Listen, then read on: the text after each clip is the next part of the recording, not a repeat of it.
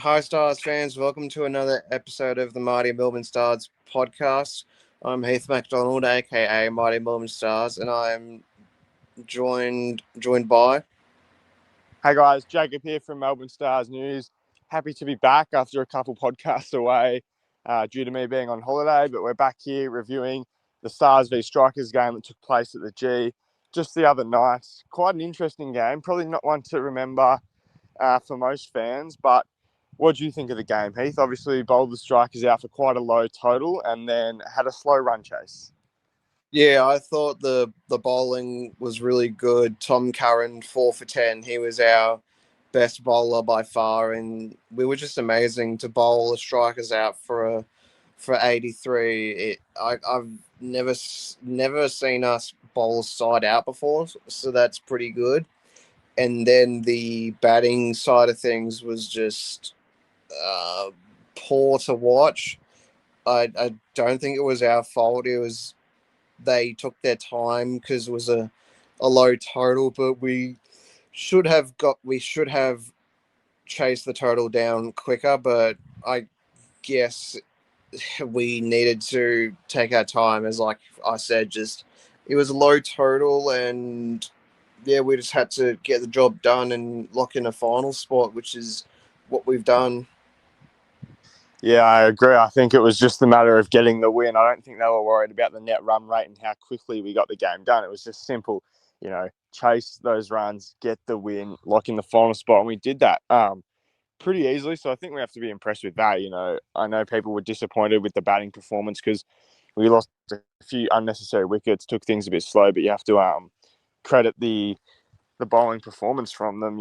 Bowling a team out for 83 runs, I believe it was, is not easy, and it shows how good our bowlers are when they're at their best.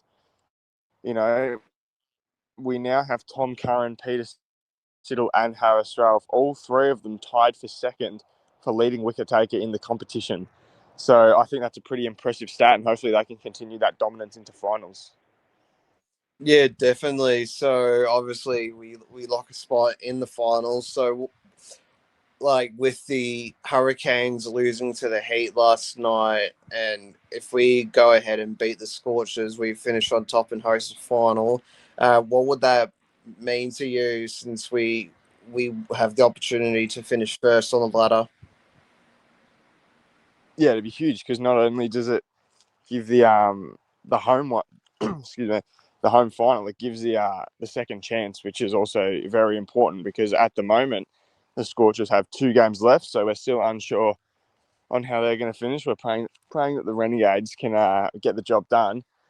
But yeah, no, it means a lot now that the Heat clutched in an intense game against the Hurricanes last night, and yeah, it goes a long way actually because if we can beat the Scorchers, we are set up for a victory. We're set up for victory of BBL 15, not just the first final, because we're going to get a home final, likely against the Hobart Hurricanes, if we beat the Scorchers. Now, you think back to game 1 of our season, we comfortably bet the Hurricanes at the MCG. They haven't changed a whole lot. They've lost Tim David. I wouldn't say they've gotten better. They have some great players in good form. So they're no doubt going to be a tough target. But I'm pretty comfortable playing the Hobart Hurricanes at the G in a qualifying final. If we win, we're straight to the grand final. If we lose, well, it's not over because we get a second chance. So yeah, on your point, that Hobart Hurricanes and Brisbane Heat game means a whole lot. And yeah, very grateful that the Heat could get the job done because it definitely is in our favour, and now it's in our hands. It's simple. We beat the Perth Scorchers, and we are through to the top spot in BBL 15. Yeah, we have to like overcome a poor record against the Perth Scorchers, as they've won the past 5 matches against us pretty comfortably, and we need to somehow break that hoodoo of the Scorchers beating us every single time they we've played there for 6 bloody seasons. Yeah, it feels like it's been about that since we've last won against them. It feels like we're cursed every time we play them. I always panic. I I'm nervous for the game. And when I saw, back when the fixture was released, that we had them for our last game of the season at Optus Stadium in Perth, I was worried. I was like, geez, we don't want our season to be on the line during that game because it's such a danger game. And we're lucky. We secured finals before that game. We secured finals within 9 games, and it's exactly what I hoped for, to secure finals before that game. I'd said that multiple times throughout the season and the off season. So we got it done. And I just think at the MCG we can beat anyone. We lost 2 games at the G this year, and it was to the Melbourne Renegades, which we should have won, and the Sydney Sixers, which was a disgrace. We shouldn't have won that game. That wasn't close, but I know we can win that game. That was an off game, clearly. But we've been pretty good this season, and we have to give the boys credit for that. So, yeah, no, I think with finals locked in and the number 1 spot locked in if we beat Perth, then I think we can beat anyone in the finals at the MCG. Yeah, definitely. It's just a matter of, like, obviously we've passed every test that has been before us. Like the test against the Hurricanes at the MCG, we've beaten them. We beat the Sixers at the SCG. Strikers, Thunder wasn't really a test. So we haven't really been like tested so far, and the Scorchers will be our biggest test to date, and it'll be interesting to see how we go because I want that top spot so bad because we bloody need to finish on top to give ourselves every opportunity to win a first title ever. Yeah, no, I agree. And I guess now that we've touched on finals and the situation there, I want to link back to the Strikers game, which we've been reviewing. So we've spoken on our batting and our bowling and how dominant that was and the benefit that it gave. But I want to speak on our batting.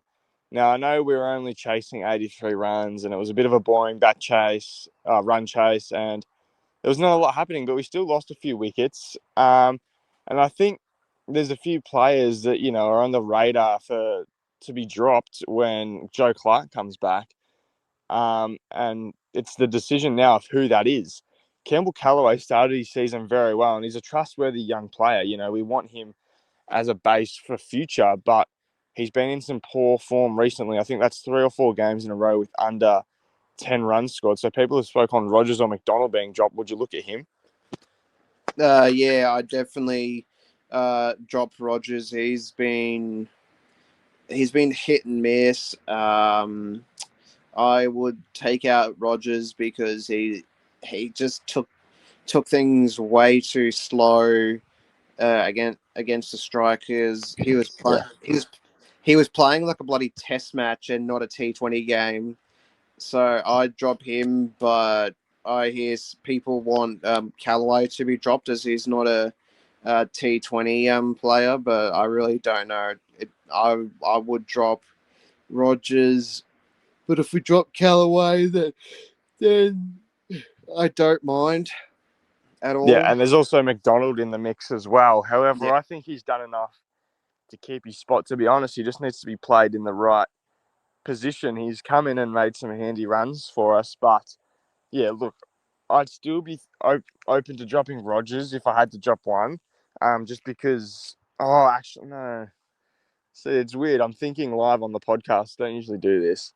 Um, yeah, fine. I'm actually going to hold off the idea of dropping Rogers because the 50 he made at Marvel Stadium was phenomenal. He Yeah. was hitting the ball perfectly. He wasn't hogging the strike. He was going at a nice rate. Like he Mm. wasn't playing test in that match, and that was 2 games ago.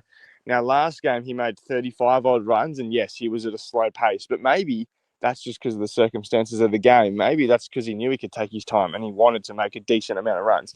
We Yeah. don't know. We know the Sixers game he was horrible. He was hogging the strike and taking up a bunch of dot balls and not making runs. But when he's making runs, it's hard to argue against it. And when he had a 52 games ago and 30 odd last game, it's hard to take him out. So I'm actually going to leave him in and opt to probably Callaway at this stage. Yeah. So the changes you'd make, it'd be Callaway for Clark. Clark. Yeah. Yep, and I don't like saying that because he was so good at the start of the season. I was like, yeah, this guy is going to help us win a championship, and he could still do that. I don't necessarily think they will drop him. I think it will be McDonald just because he was kind of the replacement. So it'd make sense if they swap him back out. But he's done well for us. But if he's out, that's fine. We're obviously going to have Joe Clark coming back into the squad, which will be huge. Mm. Especially with finals. We know he's got experience at the top order. But I guess now we know we have some batting depth, which is handy because we didn't think we had that before. So if someone were to get injured or be in bad form in future, we've got either Blake McDonald or Callaway or whoever is missing out available to come in. So I guess that wraps up most things. Do you have anything else to touch on from the Strikers game? Um, I, I said to you and Sam, and I was pretty much like, we don't have to win convincingly every time we play. Sometimes, if you're a good side, which is what we are, we have to find a way, and sometimes we have to win ugly, and that's what we did. And I take a win's a win, and we just have to move on to the Perth Scorchers and lock in that top spot. And they will want the top spot as well, because with the Hurricanes losing, it puts us and Scorchers up for grabs. And honestly, I'd rather finish top than have to play. I don't know. It'd be what, the Sixers at the MCG if they made it. Yep, and that was a point I quickly wanted to touch on before we wrap up. If we lose, we go to third, and we probably play the Sixers, who'll be fourth. So that's a risky game. Yeah, so I would like us to finish on top. So yeah, and thank oh Jesus, thank you for coming on as always. No, Always thank you for having appreciate me. it. Yep. Don't forget to subscribe, and we also want to get to 100 subscribers before the Stars play in the Big Bash finals. So if we can do that, that'd be great. Go follow the socials, the podcast account, as well as Sam and Jacob and myself as we bring all the Stars content, and stay tuned for the Perth Scorchers preview, which will be Probably tomorrow on tomorrow Friday. at some stage. Yeah, Yeah. definitely. So that's the upcoming video, and yeah, just can't wait. It was just a good game, and yeah, just Yep. happy to move on and get our sixth win of the year and put ourselves in a great position to win our first title ever.